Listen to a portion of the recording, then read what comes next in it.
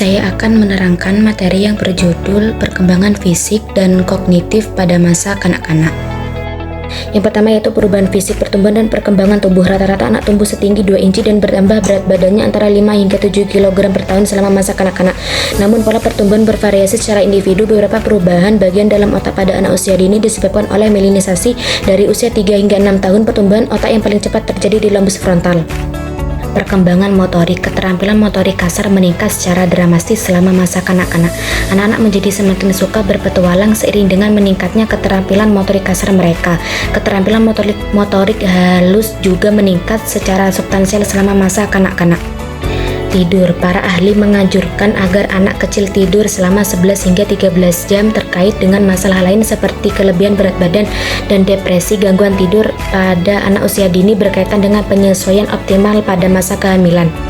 Nutrisi dan olahraga. Terlalu banyak anak kecil di Amerika Serikat yang dibesarkan dengan pola makan yang terlalu tinggi lemak. Kehidupan anak seharusnya berpusat pada aktivitas bukan pada makanan. Masalah gizi lainnya adalah kekurangan gizi pada anak usia dini dan pola makan yang tidak memadai bagi anak-anak yang hidup dalam kemiskinan. Penyakit dan kematian. Gangguan yang masih paling mungkin berakibat fatal bagi anak kecil di Amerika Serikat adalah kanker dan penyakit kardiovaskular. Tetapi kecelakaan adalah penyebab utama kematian pada anak kecil. Yang kedua yaitu perubahan kognitif tahap profesional Piaget. Menurut teori Piaget, anak-anak pada tahap profesional tidak dapat melakukan operasi, tetapi hanya dapat menggambarkan dunia menggunakan simbol-simbol, membuat konsep yang stabil dan mengekspresikan diri. Dalam fungsi simbolik, anak-anak menampilkan objek tanpa makna, sedangkan dalam fungsi imajinasi, anak-anak berbicara dan menjawab pertanyaan secara intuitif.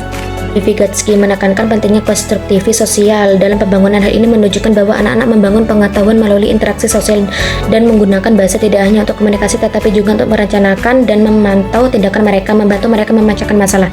Pemrosesan informasi. Anak-anak muda masih mengamati peningkatan yang signifikan dalam rangsangan dan peningkatan yang signifikan dalam ingatan jangka pendek selama masa kanak-kanak. Selama masa kanak-kanak, anak-anak kecil menunjukkan keinginan untuk mempelajari tentang pikiran manusia. Yang ketiga, perkembangan bahasa, memahami fonologi dan morfologi. Anak-anak kecil meningkatkan pemahaman mereka tentang sistem aturan bahasa. Dalam hal fonologi, sebagian besar anak kecil menjadi lebih peka terhadap bunyi bahasa yang diucapkan. Eksperimen klasik Berko menunjukkan bahwa anak kecil memahami aturan morfologi. Perubahan sintaks dan semantik. Anak-anak prasekolah belajar dan menerapkan aturan sintaksis dan bagaimana kata-kata harus diurutkan. Dalam hal semantik, perkembangan kosakata meningkat secara dramatis selama masa kanak-kanak. Kemajuan dalam pragmatik, keterampilan percakapan anak kecil meningkat. Mereka meningkatkan kepekaan terhadap kebutuhan orang lain dalam percakapan dan mereka belajar untuk mengubah gaya bahasa mereka agar sesuai dengan situasi. Literasi anak usia dini. Orang tua dan guru perlu menyediakan lingkungan yang mendukung bagi anak-anak untuk mengembangkan kemampuan literasi. Anak-anak harus menjadi peserta aktif dan terlibat dalam berbagai pengalaman, mendengarkan, berbicara, menulis, dan membaca yang menarik. Yang keempat, pendidikan usia dini. Variasi dalam pendidikan anak usia dini. Pengajaran Montessori menekankan variasi individu, metode pembelajaran, dan perannya dalam perkembangan.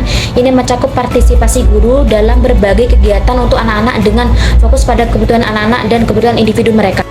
Pendidikan untuk anak-anak yang kurang beruntung. Pemerintah Amerika Serikat telah mencoba memutus siklus kemiskinan dengan program-program seperti Head Start. Program Early Head Start dimulai pada tahun 1995.